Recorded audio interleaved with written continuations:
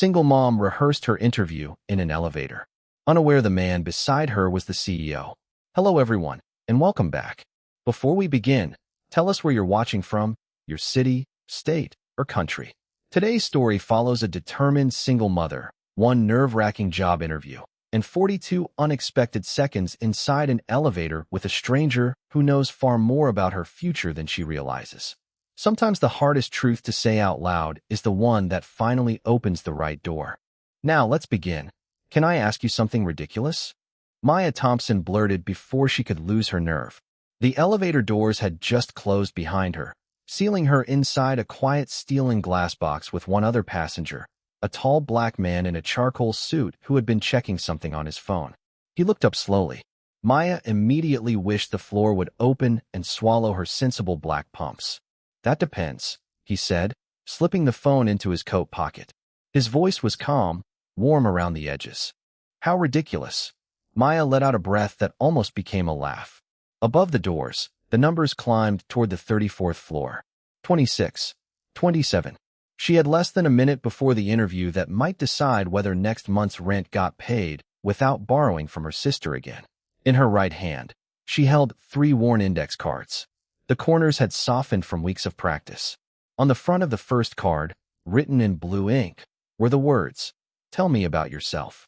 On the back, in green crayon, her 7-year-old son Eli had drawn a crooked rocket ship beside a stick figure with enormous hair that was apparently supposed to be her. "I have an interview upstairs," Maya said, "and I keep sounding like a robot when I practice." The man's mouth tilted slightly. "So the ridiculous question is, would you pretend to interview me?" The elevator hummed upward. 30. Maya glanced at the glowing number and pressed the cards against her blazer. It was the same navy blazer she had worn to every interview since January, carefully steamed that morning while Eli ate cereal at their kitchen counter and reminded her that confident people were supposed to stand straight. She straightened now. The stranger folded his hands loosely in front of him. "All right, 40 seconds. Impress me." 42. Maya corrected, checking the numbers. "Probably." Something in his eyes brightened. "Then we'd better start." He shifted half a step toward her, suddenly looking less like another executive rushing to work and more like someone genuinely listening. "Miss Thompson, why do you want this position?" Maya answered automatically. "Bennett Urban Systems has an excellent reputation for operational innovation, and I believe my experience in logistics coordination would allow me to contribute to." She stopped herself. The words sounded dead before they even reached the ceiling. The stranger waited. He didn't rescue her. Somehow, that made her try again. "Sorry, that's the answer I memorized." "I noticed." She looked at him. He wasn't smiling cruelly. If anything, he seemed curious. 32. Maya rubbed her thumb across the bent edge of the top card. "The truth is, I'm good at finding problems before they become expensive. At my last job, I reorganized a delivery schedule that was wasting almost 12 hours a week. I like fixing things people have gotten used to calling normal." "Better," he said. "Next question. Why did you leave your last full-time position?" The air seemed to change. Maya's fingers tightened around the cards. That question, the one that had followed her through 4 interviews in 6 months. The one that always made polite faces become careful faces. She had a safe answer prepared about family circumstances and professional readiness. She could hear it in her head. Clean. Neutral. Forgettable. 33. The stranger watched her without impatience. Maya looked down and caught sight of Eli's green rocket ship. That morning, he had hugged her around the waist and whispered, "Don't say sorry so much, Mom." She swallowed. "My son needed me," she said. The elevator seemed quieter afterward. He was having health problems. "I couldn't keep pretending I could be at work and at the doctor's office at the same time, so I left. I did freelance bookkeeping at night until things stabilized." The man's expression changed, only slightly. "And what are you afraid they'll hear when you tell them that?" Maya gave a small, tired smile. "That I'm complicated. That being a mother means I'll always have one foot out the door." The elevator slowed. Maya looked at the card once more, then lifted her eyes. "But the truth is, being a mother didn't make me less reliable. It made me very good at surviving days that don't go according to plan." Ding. The doors opened onto the 34th floor. Maya exhaled, almost laughing from relief. "Well, that's my 42 seconds. Thank you, mystery interviewer." The man stepped into the hallway, then turned back. Use that answer. The honest one. Especially that one. Before Maya could reply, a woman behind the reception desk rose quickly. Good morning, Mr. Bennett. The executive team is already waiting for you. Maya stopped breathing. The man from the elevator gave her one quiet glance before walking toward the glass conference rooms. Marcus Bennett, founder and CEO of Bennett Urban Systems. And Maya had just told him the one thing she had spent 6 months learning how to hide.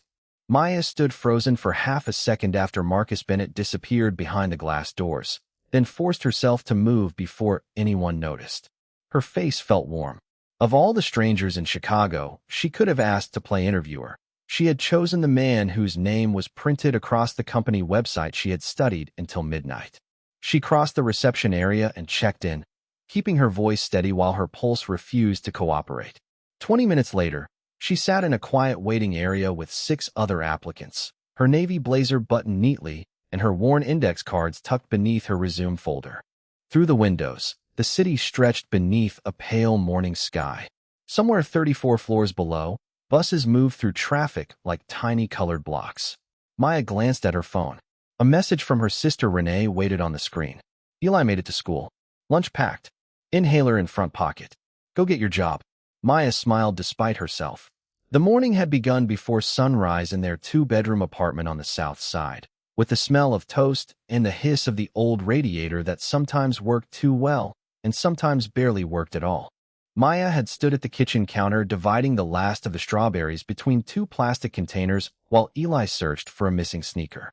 She had sewn a loose strap on his backpack, checked his inhaler twice, signed a school permission slip, and calculated whether the $28 in her checking account could cover groceries until Friday. She had almost skipped breakfast to save time until Eli pushed half his toast onto her plate. Interview people need breakfast, he had told her with 7-year-old authority. Now Maya touched the edge of the top index card and remembered his face.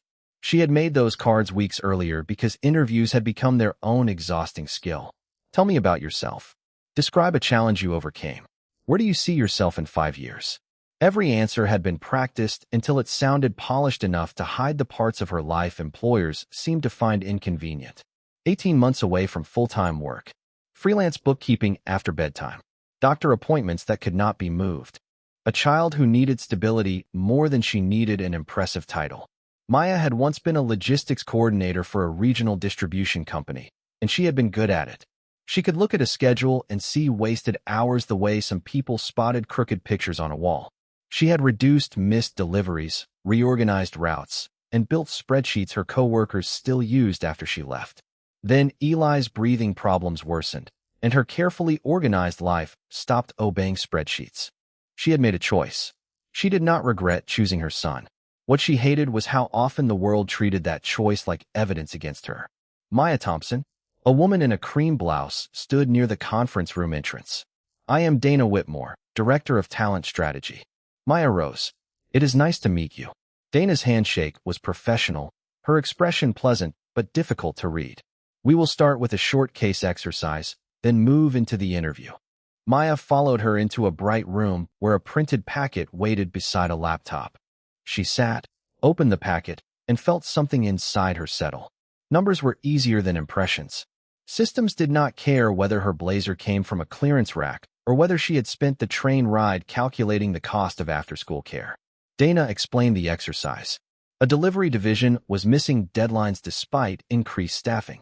Maya had 30 minutes to identify the likely causes and recommend changes. She picked up a pencil. 5 minutes later, she had stopped thinking about Marcus Bennett entirely. The staffing numbers were not the problem. Shift overlap was. 2 teams were arriving within 15 minutes of each other, creating congestion at the loading bays while the late afternoon schedule remained understaffed. Maya circled the pattern and began writing. When Dana returned, Maya was still checking one calculation. Ready? Dana asked. Maya looked at the page, then at the woman across from her. Yes. Dana sat down and opened Maya's resume. The first questions were straightforward. Experience. Process improvement. Conflict with coworkers. Maya answered without rushing. Then Dana's finger paused beside the dates of her last full-time position. I see an 18-month gap here. Can you tell me about that? Maya felt the old answer rise automatically. Family circumstances required temporary flexibility, but those circumstances have been resolved. Safe. Smooth. Empty.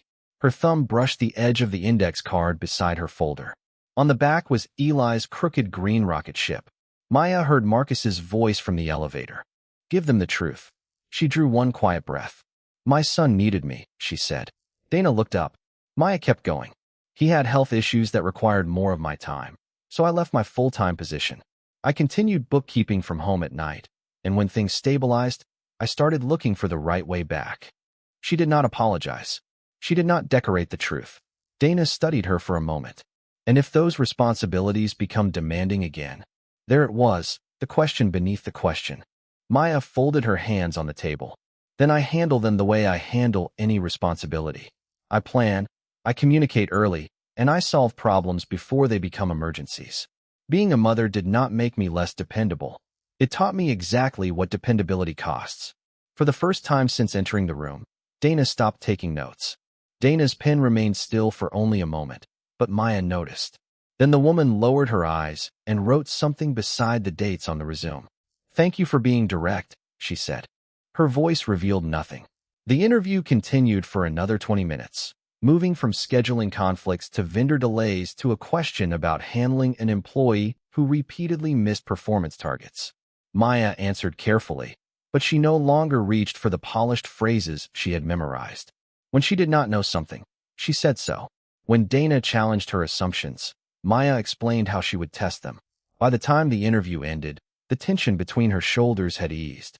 She had no idea whether she had impressed anyone, but at least the woman leaving that room sounded like Maya Thompson, not some imaginary candidate with a perfect life. There is one final group exercise, Dana said as they stepped into the hallway. 10 minutes from now. Conference room 3. Maya thanked her and returned to the waiting area. A fresh packet had been placed on each chair. She picked hers up just as a young man beside her hurried past, catching his folder against the corner of a table. Papers scattered across the carpet. 2 applicants glanced over, then quickly returned to their notes. Maya looked at the clock. 9 minutes. She could have kept studying. Instead, she crouched. I have the pages by the window, she said. You get the ones under the chairs. Thank you. The man breathed, clearly embarrassed. I cannot believe I just did that. Better here than during the presentation. Maya gathered several sheets and tapped them against the floor to straighten the edges. One page turned sideways in her hand. A table of delivery figures filled the center. She almost passed it back before something caught her eye. The weekly total at the bottom did not match the numbers above it. Maya frowned. She added the figures mentally, then checked again. Wait. The man looked worried. Did I lose something? No. I think they did. She pointed to the total. This number is wrong. He leaned closer. Are you sure? Maya took the pencil from behind her ear and added the column in the margin. By 480 units. The man stared. That is the data for the group exercise. Maya looked toward the other candidates. Everyone had the same page. If she stayed quiet, anyone building a recommendation from the incorrect total could go in the wrong direction. She also knew something else. She had found the error first. Keeping it to herself would give her an advantage. For one brief second, she pictured Eli at the kitchen counter asking if she would get the job today. Maya stood and carried the packet to Dana, who had just emerged from another room. Excuse me. I think there may be an error in the case materials. Dana checked the page. What kind of error?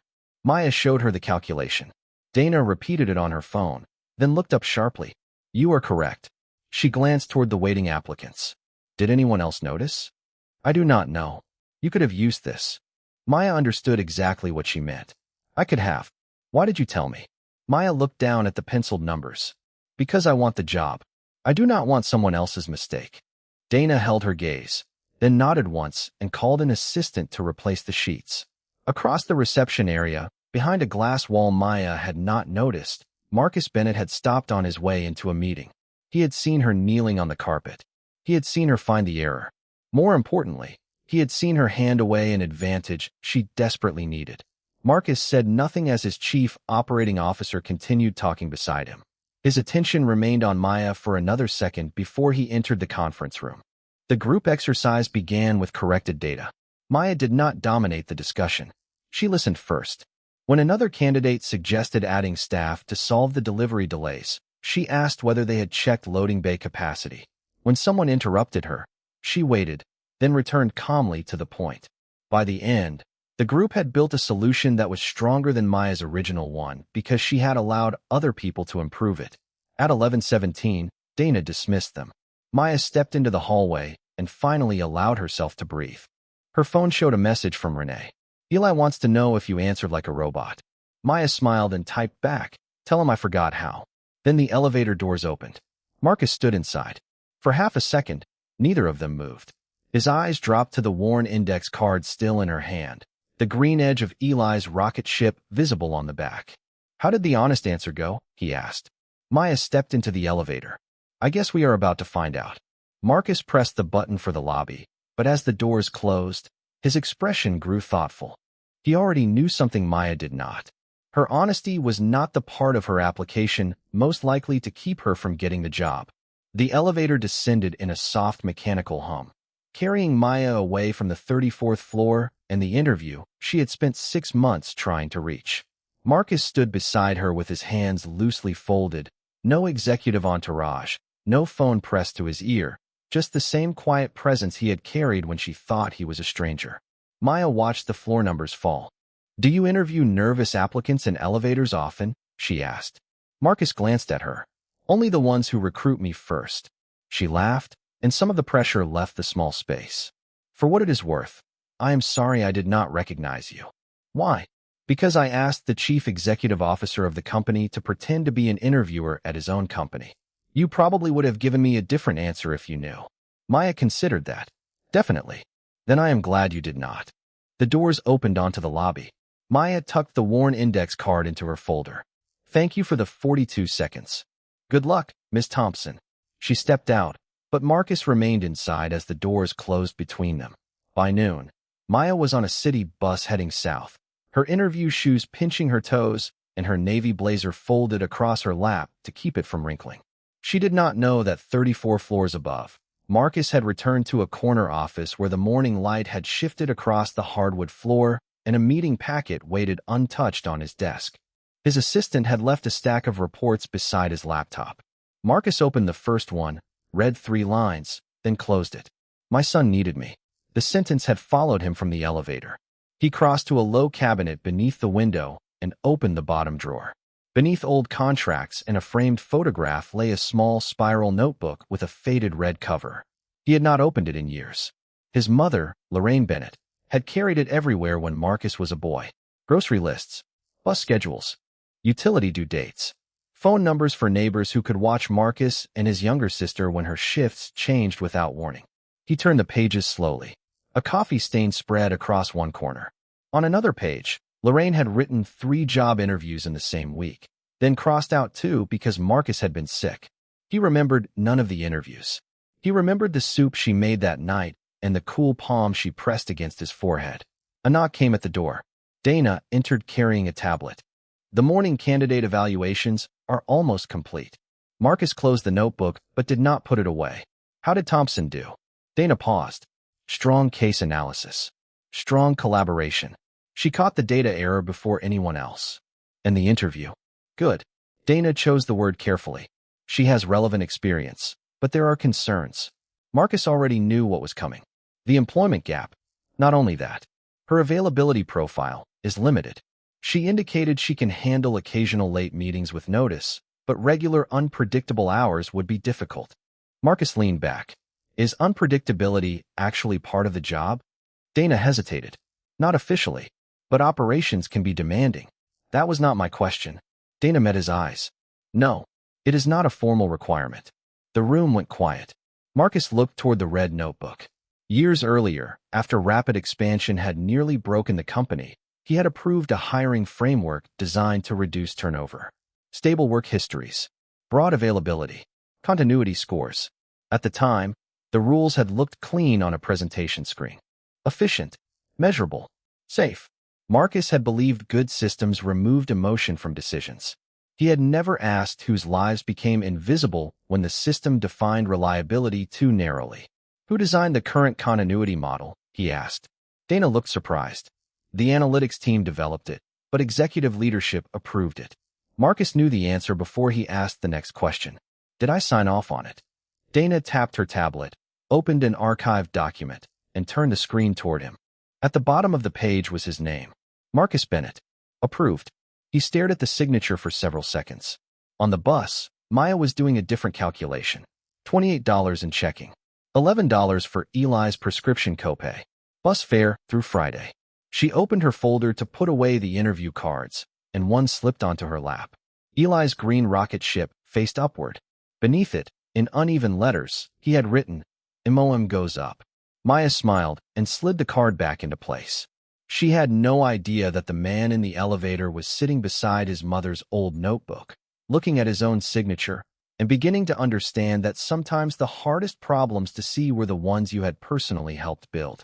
At 3:47 that afternoon, Maya was standing beneath the fluorescent lights of a neighborhood pharmacy when her phone vibrated inside her purse.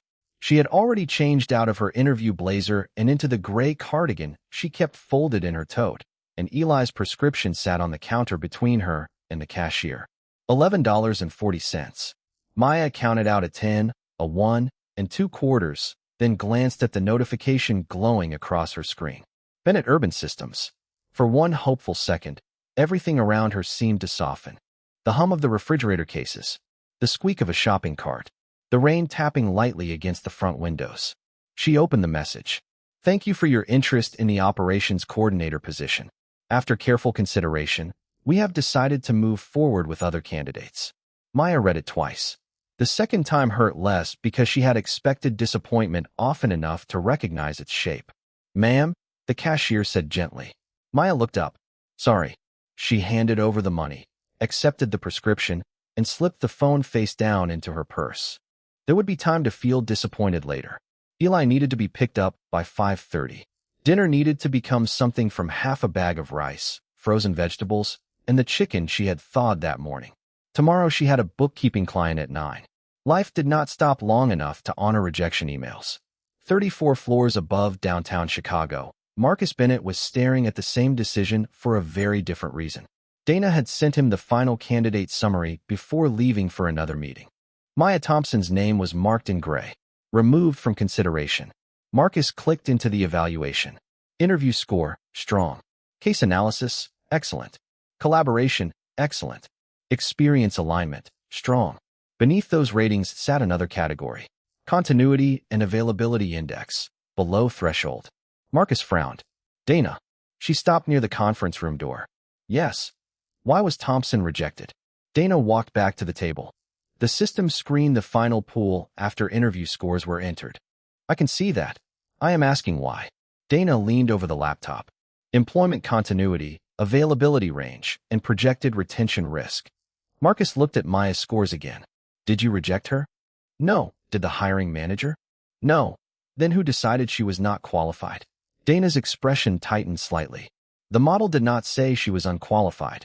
It ranked candidates based on the criteria leadership approved. Marcus sat back. The distinction sounded reasonable. That was what troubled him. He opened the archive policy he had reviewed earlier. There was his signature again beneath language about reducing turnover through predictive workforce stability. At the time, the company had been losing employees faster than it could train them. Marcus remembered the meetings, the missed deadlines, the pressure from clients. He had wanted consistency. He had wanted a system that could identify people most likely to stay. Somewhere between intention and implementation, a gap in a resume had become evidence of risk. Show me the last 3 years, he said. Dana blinked. Of what?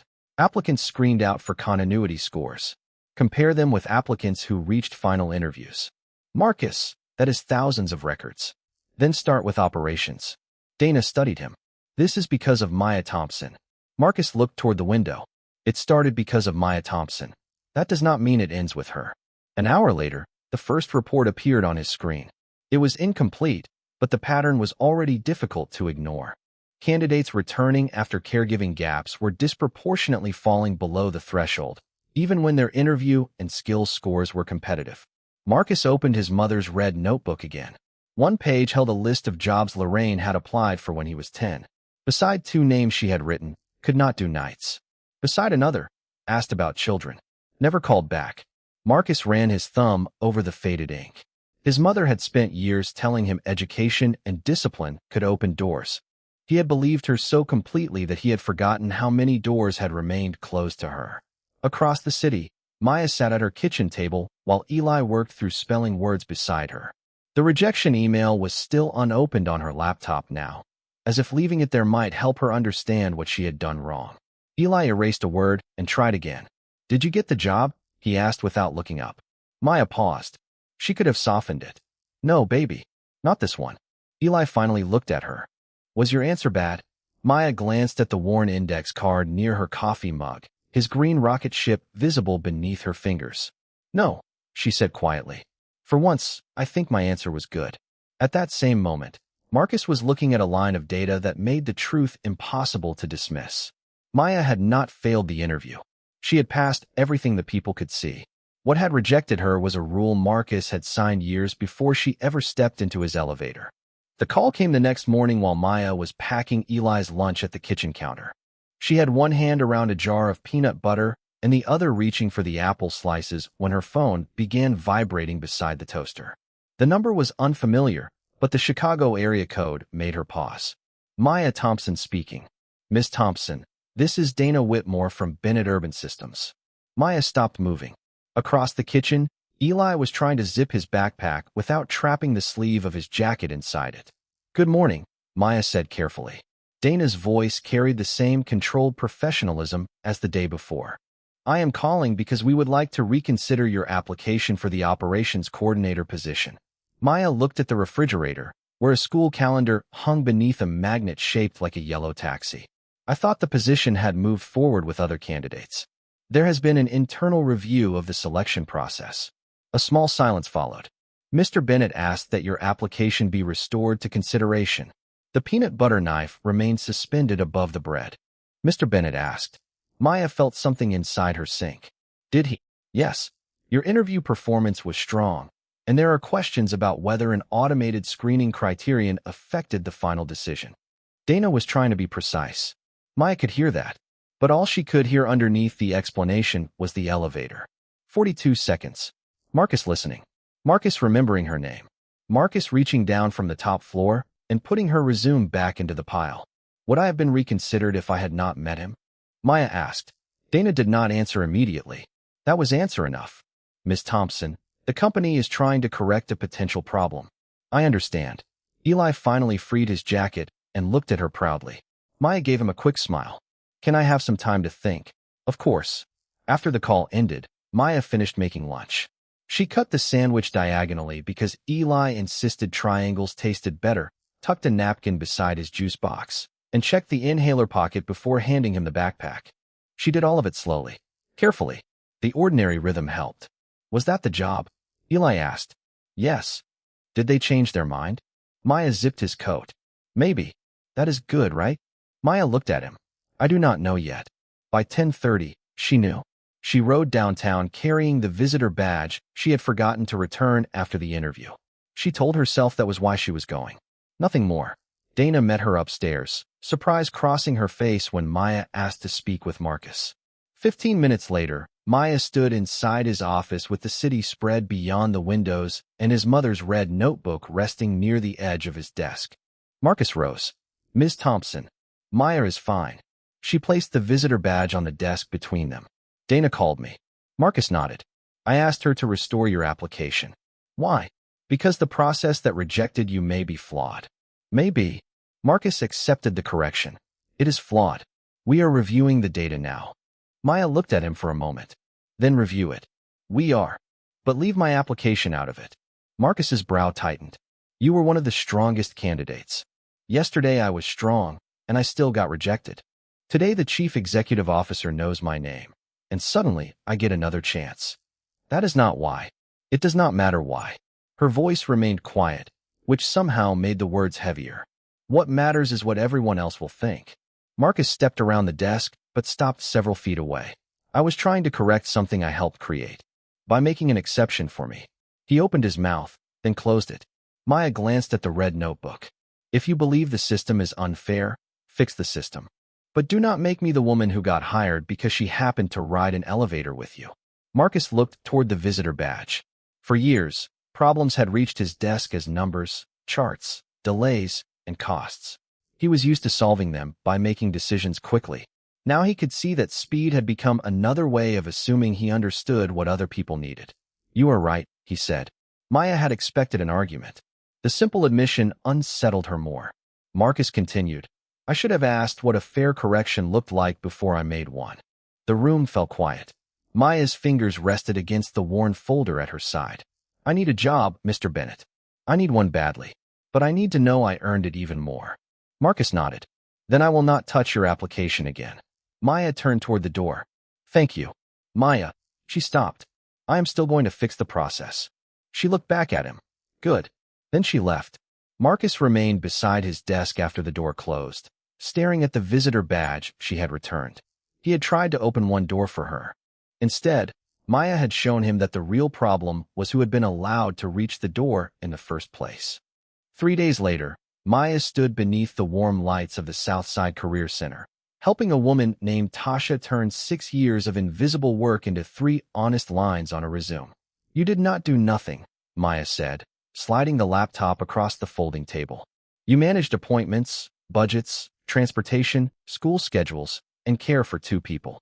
We just need to describe what belongs on a resume and what belongs to your life." Tasha stared at the screen.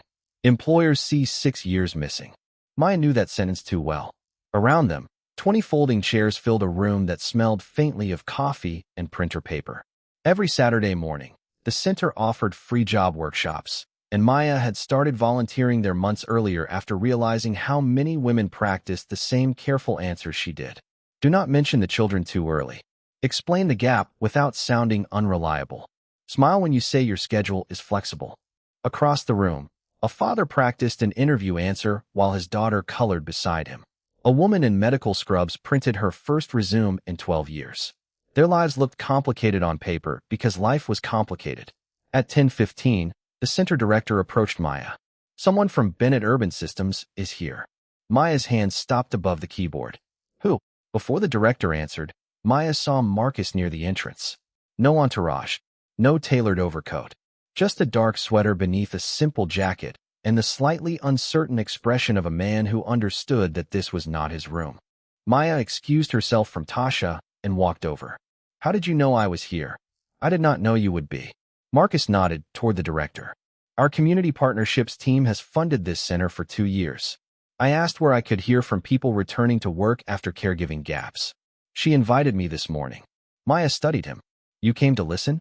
"That is the idea." "Then listen." She returned to the table. Marcus did not follow her. For nearly an hour, he sat in the back row with a paper cup of coffee growing cold between his hands.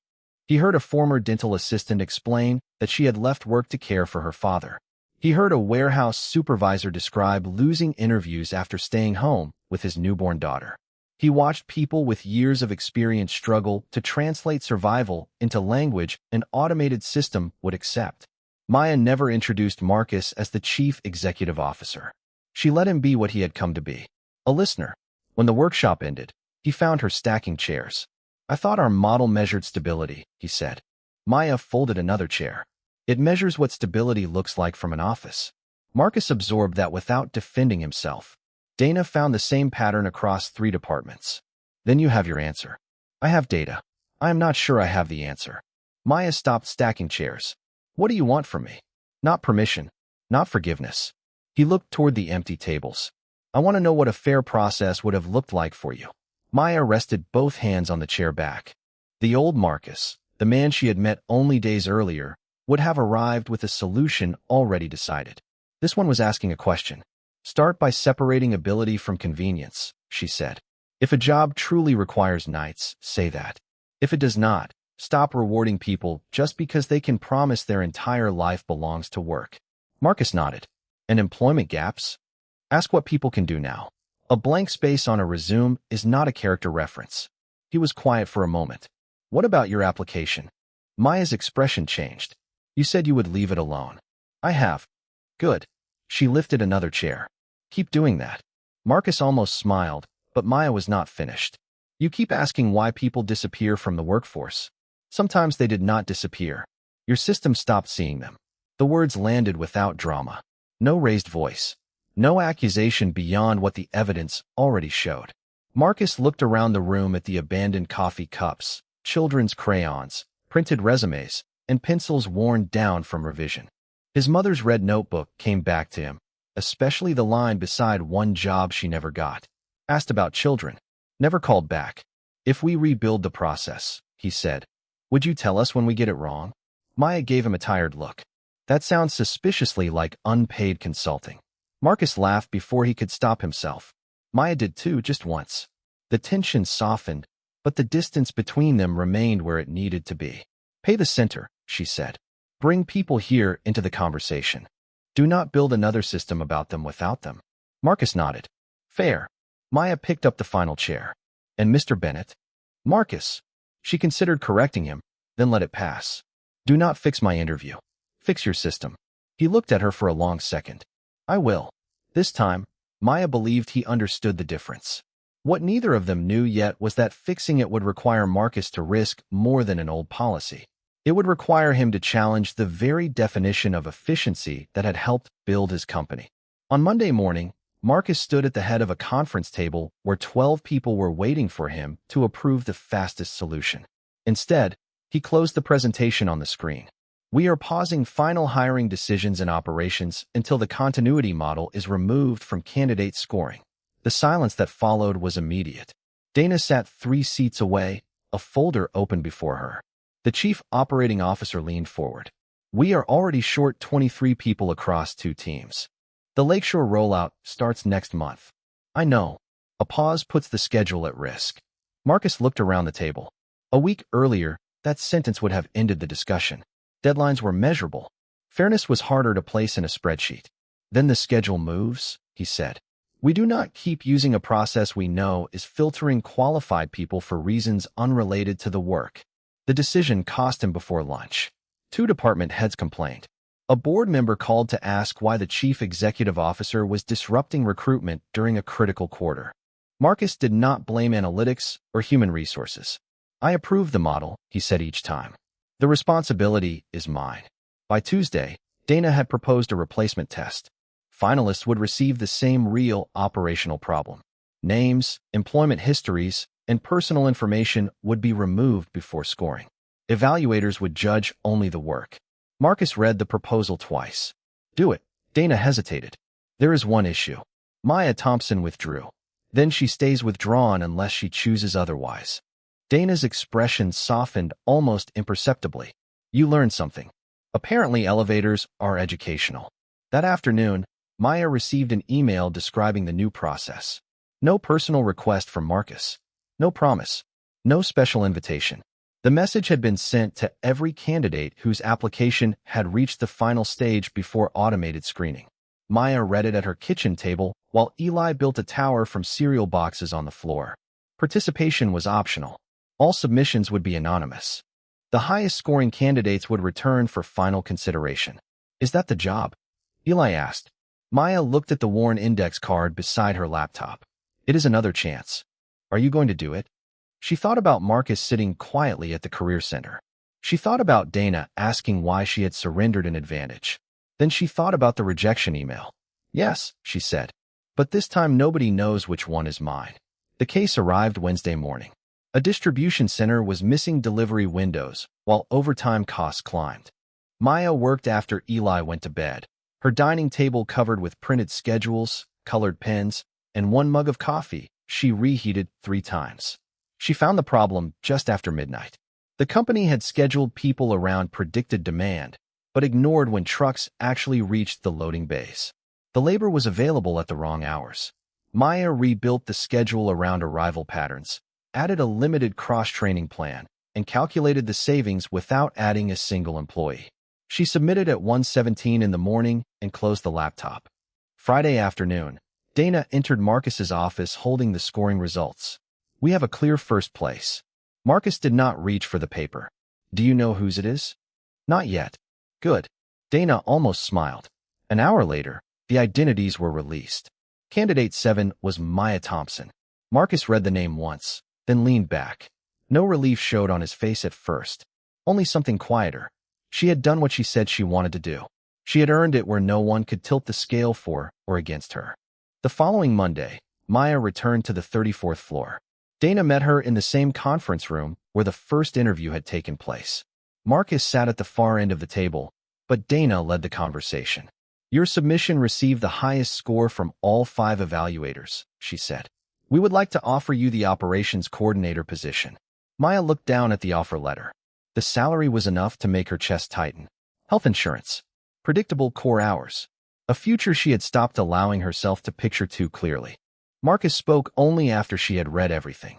"There is also an opening for senior operations specialist. Based on your assessment, I think you could handle it." Maya looked at him. Months earlier, she might have heard generosity. Now she heard something else. A door being opened too quickly. She smiled. "I applied to be operations coordinator." Marcus nodded slowly. "You did? Then let me be good at that first." Dana looked between them. Maya picked up the pen. "I want to earn the next one." Marcus's smile was small, but genuine. "Fair enough." Maya signed her name. The motion took less than 3 seconds. No applause followed. No miracle arrived. Her rent would still be due next month. Eli would still need rides, medicine, dinner, and someone to remind him that socks belonged in the laundry basket. Marcus still had a hiring system to rebuild and a board to answer to. But when Maya set down the pen, the offer belonged to her completely. On the table beside her hand lay the same worn index card she had carried into the elevator. Marcus noticed the green rocket ship on the back, but he did not ask what it meant. Some things, he was learning, did not need to be explained before they deserved to be respected. 6 months later, at 7:42 on a cold Chicago morning, Maya Thompson stepped into the same elevator carrying a paper cup of coffee, a canvas work bag, and absolutely no interview answers to rehearse. The doors closed behind her with the familiar soft chime. For a moment, she caught her reflection in the brushed steel and almost smiled at how little had changed on the surface. She still wore the navy blazer from her interview, although the sleeves had finally been tailored properly. Her shoes were still practical. Her mornings were still measured in school lunches, bus schedules, medication reminders, and whether Eli remembered to put his homework inside his backpack instead of beside it. The new job had not transformed her life into something effortless. There were mornings when Eli woke with a cough and Maya had to rearrange meetings. There were bills she still opened carefully. There were weeks when dinner came from whatever could be made quickly after a long commute. But there was room to breathe now. More importantly, Maya no longer entered work believing she had to hide the life waiting for her at home. She reached into her bag for her phone and accidentally pulled out an old index card. The corners were softer now, almost rounded from months of being carried around. On one side, the faded blue words still read, "Tell me about yourself." On the other, Eli's green rocket ship climbed crookedly toward the top corner. Beneath the words "MOM goes up," he had added another sentence in careful pencil after her first week at Bennett Urban Systems. MOM got the job herself. Maya ran her thumb over the letters. "Please hold it." A woman's voice came from the lobby. Maya caught the elevator door before it closed. A young black woman hurried inside, slightly breathless, clutching a resume folder against her chest. "Thank you. Of course." The woman glanced at the floor buttons. 34, please." Maya pressed it. Then she noticed the woman's lips moving silently. "Tell me about yourself," she whispered, then shook her head and started again. Maya looked down at the index card in her own hand. The elevator began climbing. "Interview?" she asked. The woman gave an embarrassed laugh. "Is it that obvious?" "Only to someone who has done the exact same thing. I have practiced this answer about 50 times, and somehow it gets worse every time." Maya remembered a stranger in a charcoal suit telling her that the truth mattered more than the expected answer. She remembered how terrifying that advice had felt. "Then maybe stop practicing the answer," Maya said. The woman looked at her. "What do I say instead?" Maya smiled. "Give them the truth." The woman stared at her for a second, then laughed softly. "That sounds dangerous." "Sometimes." Maya tucked the card back into her bag. "But at least they meet you." The elevator stopped at 34. When the doors opened, Dana Whitmore was crossing the reception area with a tablet in one hand. She spotted Maya and nodded. "Morning, Maya. Operations review moved to 9:30. "Perfect." Dana looked at the nervous woman beside her. "You must be our 8 o'clock candidate. Welcome." The woman's eyes widened as she glanced at Maya, realizing she had just been rehearsing beside someone who worked there. Maya understood the look and almost laughed. Some things apparently belonged in elevators. Across the floor, Marcus emerged from a conference room. 6 months had changed him too, though not in ways a photograph would capture. The revised hiring process had taken longer than expected. There had been arguments, delays, and uncomfortable meetings. Marcus had stopped treating those difficulties as proof that change was impractical. The company now tested actual job requirements before demanding unlimited availability, and caregiving gaps were no longer scored as automatic risk. The process was still being refined because real change, Marcus had learned, rarely arrived finished. He saw Maya and walked over. Morning. Morning. His eyes dropped briefly toward her bag. Still carrying those interview cards? Maya raised an eyebrow. Eli uses them for spelling words now. Marcus smiled. Their friendship had grown slowly through work, shared coffee after difficult meetings, and conversations that no longer began with one person trying to rescue the other.